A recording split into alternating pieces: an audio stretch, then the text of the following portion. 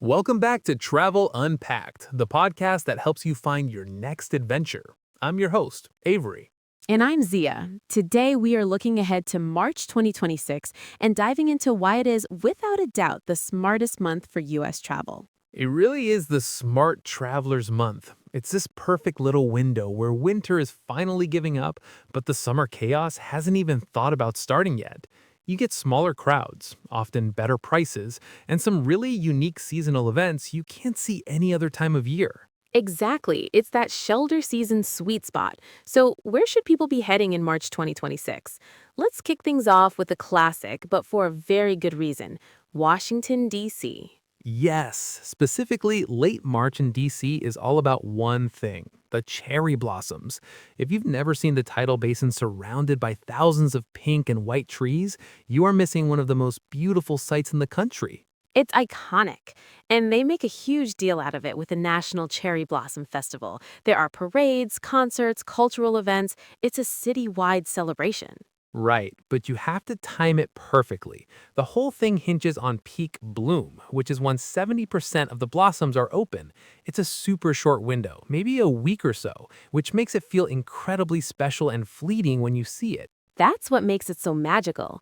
I was reading up on the history, and it's fascinating. The tradition of hanami, or flower viewing, actually started with plum blossoms in Japan, not cherry. Oh, interesting. I didn't know that. Yeah, and back in the day, it was an activity reserved for the imperial court and the elite, very exclusive. And get this, the festival in DC was actually canceled during World War II. That makes sense given the circumstances. What's truly amazing to me is that some of the original trees from that first gift from Japan in 1912 are still alive and blooming today. You can literally see living history. Over 100 years old. Incredible. So, DC is a top contender for a beautiful, historic March trip. But what if you're looking for something more rugged, more nature focused? That's the perfect transition to our next category: national parks that truly shine in March. This is the time for cooler temperatures, stunning wildflower displays, and most importantly, lighter crowds before the summer surge. Okay, hit me. Where are we going?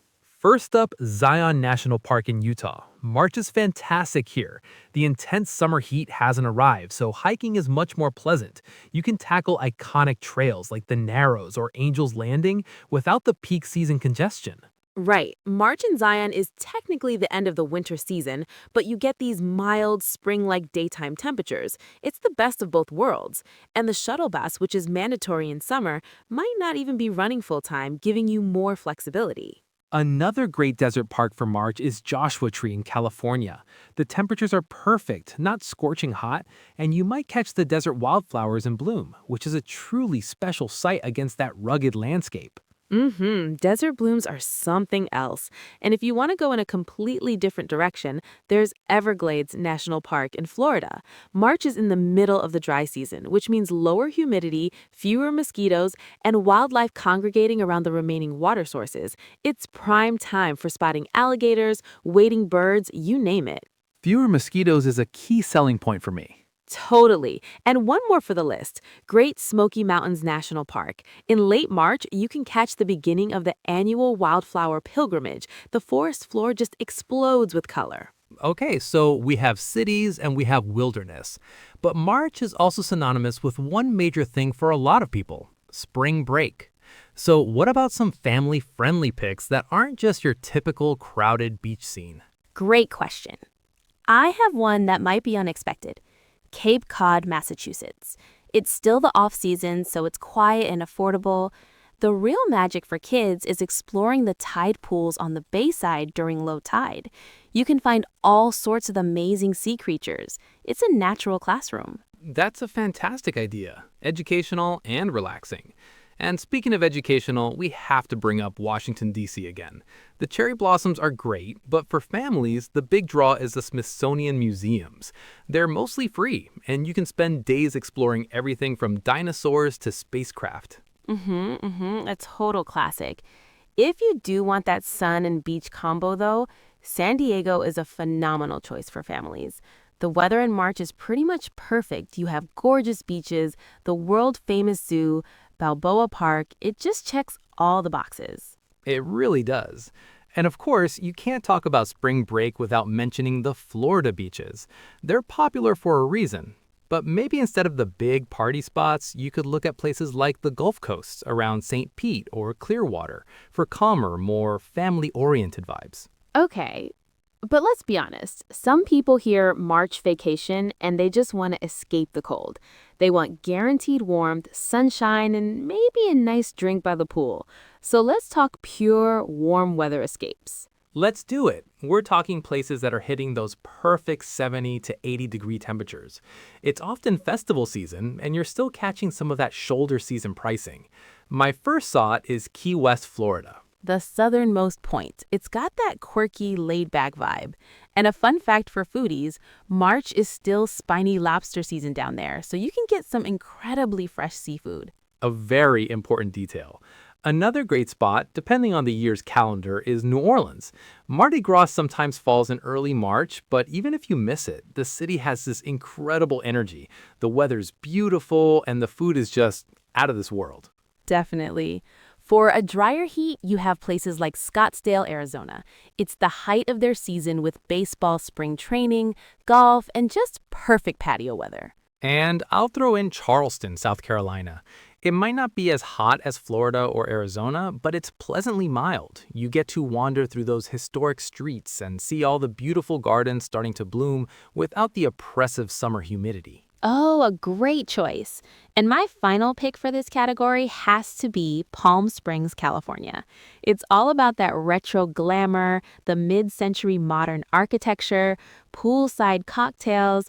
It is the definition of a cool, warm weather escape. A very stylish choice. Okay, so we've given a ton of great suggestions, but where are people actually going? I looked at some recent booking data from AAA to see the real-world trends for March travel. That's a great list of warm weather spots, but March isn't just about escaping the cold. It's also a month packed with unique festivals and events that you can build a whole trip around. These are experiences that are completely tied to the season. Okay, the data deep dive. Let's hear it. Unsurprisingly, the number one destination state is Florida. It dominates the list. The top spots are the big theme park and cruise port cities, Orlando, and then Fort Lauderdale, Miami, and Tampa. Can't argue with sunshine and theme parks. It's a formula that works. What else did the data show?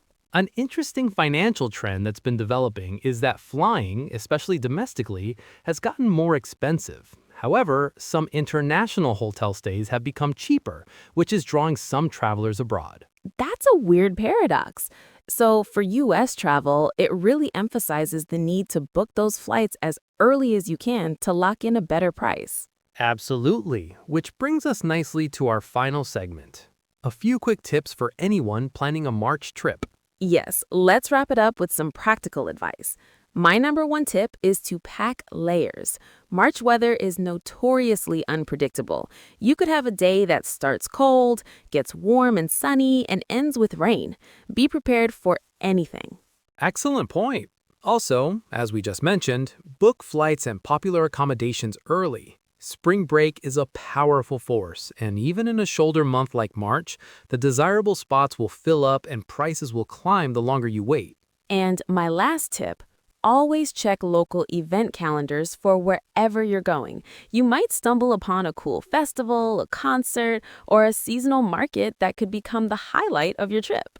Great advice. So to quickly recap, for a stunning and historic city trip, look at Washington, D.C. for the cherry blossoms. For the great outdoors with fewer crowds, consider Zion or Joshua Tree. For families, think outside the box with Cape Cod or go for a classic like San Diego. And if you just need to thaw out, you can't go wrong with the desert chic of Palm Springs or the southern charm of Charleston. There you have it, a full rundown for your March 2026 travel planning. We'd love to hear where you're thinking of going. Find us on our social channels at Travel Unpacked and let us know. Until next time, happy travels! Thanks for listening to Travel Unpacked. We'll see you on the next adventure.